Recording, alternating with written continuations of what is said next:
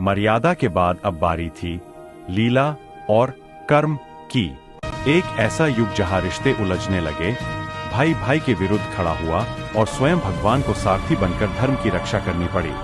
जी हाँ, आज हम कदम रख रहे हैं द्वापर युग में, जहां कुरुक्षेत्र की मिट्टी आज भी उस महायुद्ध की गवाही देती है जिसने संसार का भूगोल और भविष्य बदल दिया।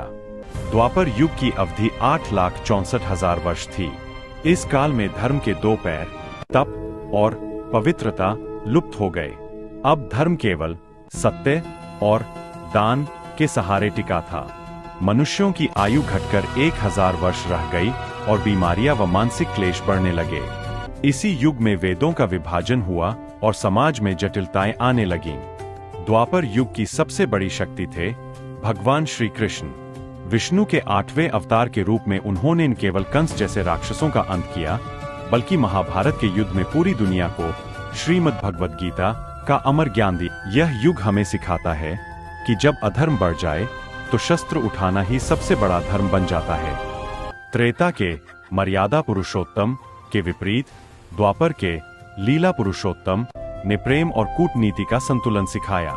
उन्होंने दिखाया कि धर्म की रक्षा के लिए कभी कभी नियमों को तोड़ना भी जरूरी है। इसी युग में भगवान ने बलराम के रूप में भी अपनी शक्ति का परिचय दिया। द्वापर का अंत भगवान कृष्ण के स्वधाम गमन के साथ ही हो गया। जैसे ही द्वापर समाप्त हुआ, समाज में ईर्ष्या, क्रोध और लालच ने पूरी तरह जड़ें जमा ली। सुदर्शन चक्र की सुरक्षा हटते ही पृथ्वी पर एक ऐसे अंधेरे युग की आहट सुनाई दी जिसे हम कलयुग कहते हैं।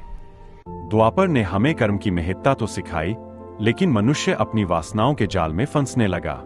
द्वापर की गाथा हमें आज भी कर्म की प्रेरणा देती है। लेकिन क्या आप जानते हैं कि जिस कलयुग में हम आज जी रहे हैं, उसका अंत कैसे होगा? और कौन है वो कल्कि जो फिर से सतयुग लाएगा? अगर आपको कृष्ण की इस लीला का ज्ञान पसंद आया तो कमेंट में